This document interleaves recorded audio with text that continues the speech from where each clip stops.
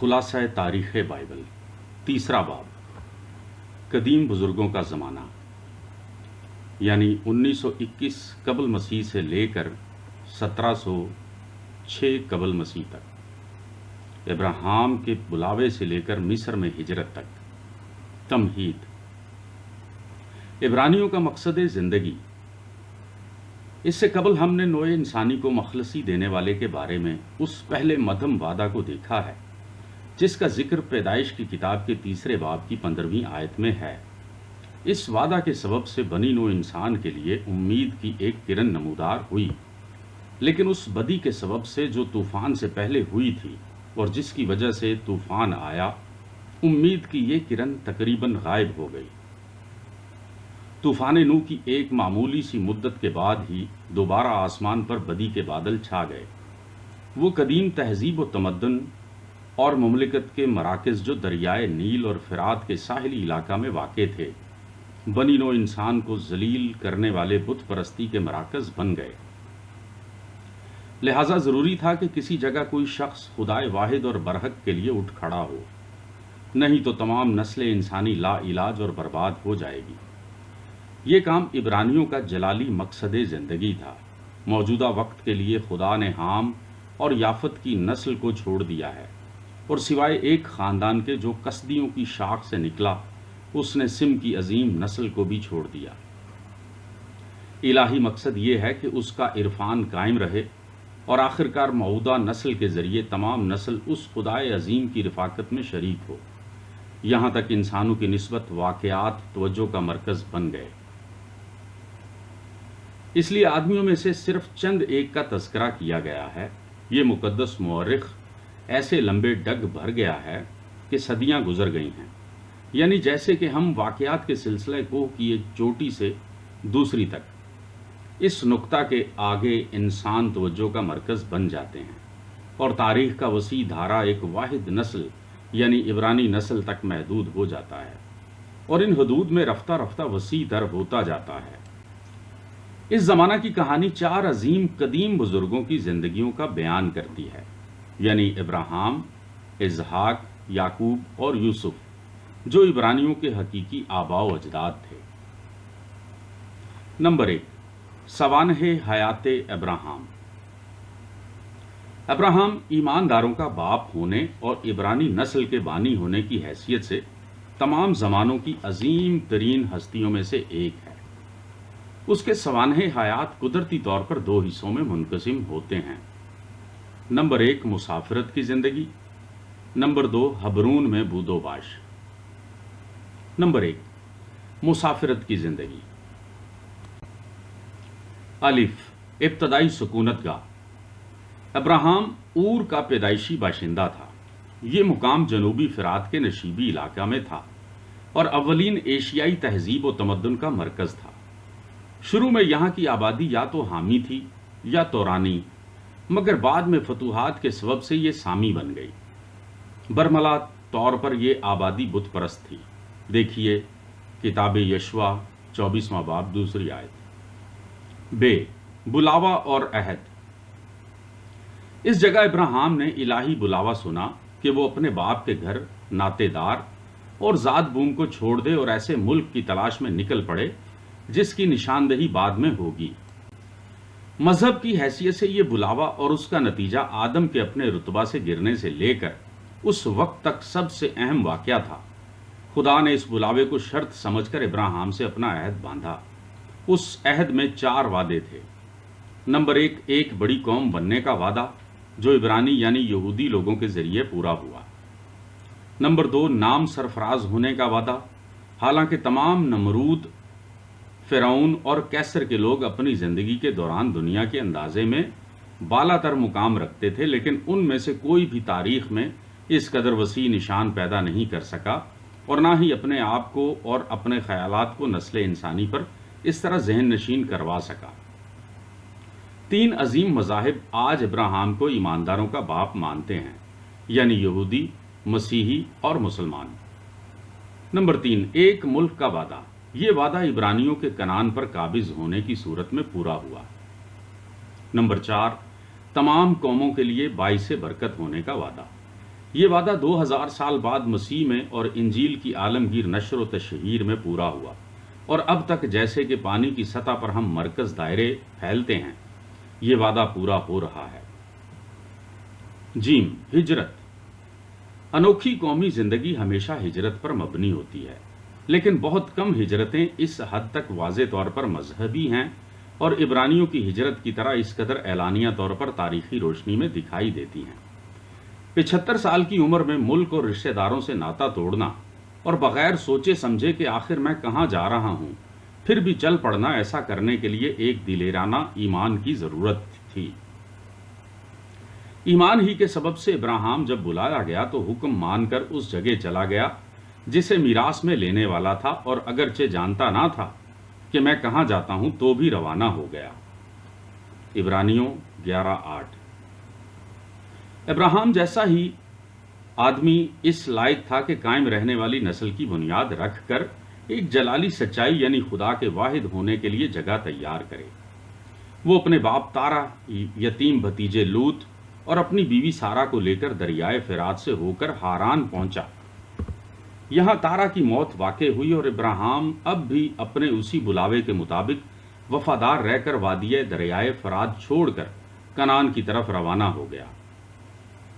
اب وہ ایک انجانے ملک اور اجنبی قوم کے درمیان ہے۔ سکم میں خدا اس پر ظاہر ہوتا ہے اور اپنے عہد کی تجدید کرتا ہے، یعنی ملک میں تیری نسل کو دوں گا۔ تو پھر یہ ہی وہ ملک ہے، چنانچہ ہجرت مکمل ہو چکی ہے۔ دال، ملک کنعان میں مسافرت۔ ابراہیم چند سال تک خانہ بدوشی کی حالت میں جا بجا پھرتا رہا۔ کنعان میں مسافرت کے دوران نمبر 1 بیتل، نمبر 2 جنوبی علاقہ، نمبر 3 مصر، نمبر 4 پھر دوبارہ جنوبی علاقہ میں، نمبر 5 دوبارہ بیتل میں رہتا تھا۔ یہاں لوط اور ابراہیم ایک دوسرے سے علیحدہ ہو گئے۔ لوط یردن کی وادی میں سدوم کی طرف خیمہ زن ہوا اور آخرکار سدوم میں مستقل رہائش اختیار کی۔ نمبر 6 ابراہیم جنوب میں حبرون کو چلا گیا۔ حبرون ہی اس کی بود و باش کا مرکز بن گیا، لیکن وہ آخر تک خیموں میں رہتا تھا۔ جہاں بھی وہ رہا اس نے قربان گاہ بنائی۔ خیمہ اور قربان گاہ اس کی کنعانی زندگی کے 2 امتیازی نشان ہیں۔ نمبر 2 حبرون میں بود و باش۔ اس عرصہ کے خاص واقعات مندرجہ ذیل ہیں۔ الف، کسدیوں کی لشکر کشی۔ اس وقت قزقستان میں اعلامی شاہی سلسلہ حکومت کر رہا تھا۔ اس بلحوث نسل نے مغرب کی طرف دریائے یردن کی وادی تک فتوحات کی تھیں۔ یردن کے چھوٹے بادشاہوں نے 12 سال تک یہ جوا اٹھائے رکھا، پھر بغاوت کر دی۔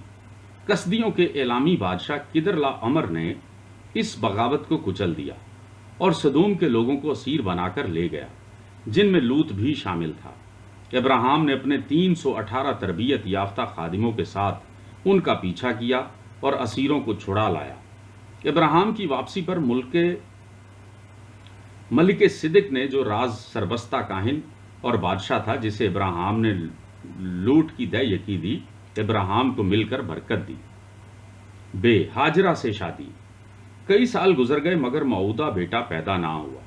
ابراہیم اور سارا عمر رسیدہ ہوتے جا رہے تھے، پس سارا کے مشورے پر ابراہیم نے ہاجرہ کو، جو ان کی کنیز تھی، اپنی دوسری بیوی بنا لیا۔ وہ اسماعیل کی اور عرب نسل کی ماں بنی۔ جیم، ختنہ کا مقرر کیا جانا۔ اس وقت ابراہیم 99 برس کا تھا اور سارا اس سے عمر میں 10 سال چھوٹی تھی۔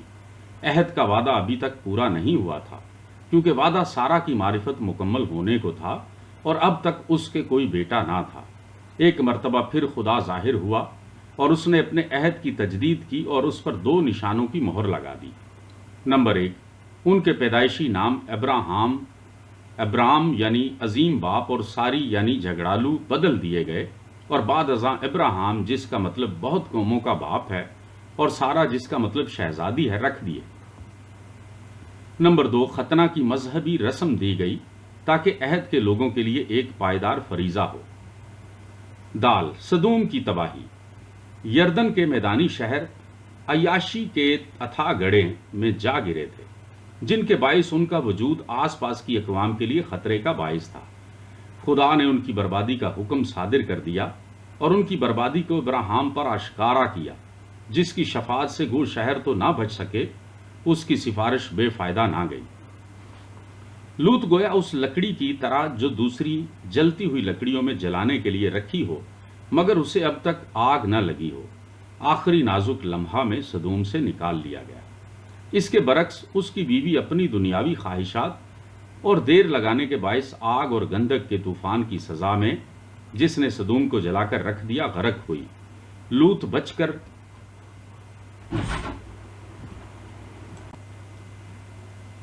بچ کر زغر کو چلا گیا اور اپنی ہی بیٹیوں کے وسیلے سے موابیوں اور امونیوں کا باپ بن گیا، جن کی اولاد بہت عرصہ تک عبرانیوں کی مخالف رہی۔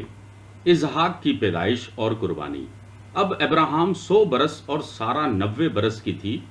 25 سال کی خانہ بدوشی اور انتظار کے بعد تکمیل ہونے کی روشنی اس الہی وعدہ پر طلوع ہوئی۔ سارہ کے ایک بیٹا پیدا ہوا جس کا نام اسحاق رکھا گیا، لیکن ایک سب سے زیادہ دردناک آزمائش ان کی منتظر تھی۔ ابراہام کا ایمان رشتہ داروں اور ملک کی محبت پر فاتحانہ طور پر غالب آیا تھا۔ کیا یہ ایمان اس محبت پر بھی غالب آئے گا جو وہ اپنے صلب سے پیدا ہوئے بیٹے کے لیے رکھتا تھا؟ ایک راز سربستہ پیغام اس کے کانوں تک پہنچتا ہے کہ تو اپنے بیٹے اسحاق کو، جو تیرا اکلوتا ہے اور جسے تو پیار کرتا ہے، ساتھ لے کر جا اور سختنی قربانی کے طور پر چڑھا۔ ایسا حکم ہماری اخلاقی حس کو جھنجھوڑ کر رکھ دیتا، یہ فرائض کے انجام دینے میں کشمکش کا باعث ہوتا، لیکن ابراہام کے حق میں ایسا نہ تھا۔ انسانی قربانیاں عام تھیں، یہ دور ایسی قربانیوں سے پر تھا اور بے شک ابراہام ان سے واقف تھا۔ محض ایسی قربانی چڑھانے کے خیال ہی سے تو ابراہام کے دل میں کشمکش کا موقع پیدا نہیں ہوا تھا، بلکہ یہ کشمکش اس سبب سے ہو رہی تھی کہ ایک طرف تو خدا کا حکم تھا، جبکہ دوسری طرف وہ اسحاق سے محبت رکھتا تھا اور اس کے دل میں وہ امید زندہ تھی جو عہد کے وعدہ پر مبنی تھی۔ اس نے اپنی جان کو اس حد تک اس وعدہ پر چھوڑ دیا گویا وہ لوہے کی پتریوں سے اس کے ساتھ پیوست کی گئی ہو۔ ایک مرتبہ پھر ایمان فتح مند ہوا۔ اس موقع پر ہم ابراہام کے ایمان اور تجربہ کے عروج کو دیکھتے ہیں۔ اس کا بیٹا بچ گیا کیونکہ خداوند کو حقیقت میں اس کی قربانی کی ضرورت نہ تھی۔ اس بزرگ نے زندہ رہ کر اسحاق کی شادی اور اس کی اولاد کو پھلتے پھولتے دیکھا۔ اس نے سارہ کو حبرون میں مکفیلا کے غار میں دفن کیا، اور صرف یہی وہ قطع زمین تھا جس کا وہ موعودہ ملک میں مالک تھا۔ پھر اس جگہ پر اسحاق اور اسماعیل نے ابراہام کو اس کی کنعان میں 100 سال کی مسافرت کے بعد دفنایا۔ دنیا میں ابراہام جیسے بہت کم لوگ پیدا ہوئے، لیکن لوط جیسے بہت سے لوگ دیکھنے میں آئے ہیں جو دنیاوی مفادات ابدی خطرات کی قیمت پر حاصل کرنے کی کوشش کرتے ہیں۔ لوط اور اس کی نسل صبح کی دھند کی طرح غائب ہو گئی، لیکن اس کے برعکس ابراہام اور اس کی نسل نے دنیا کے انجام کی شکل کو ہمیشہ کے لیے تبدیل کر دیا۔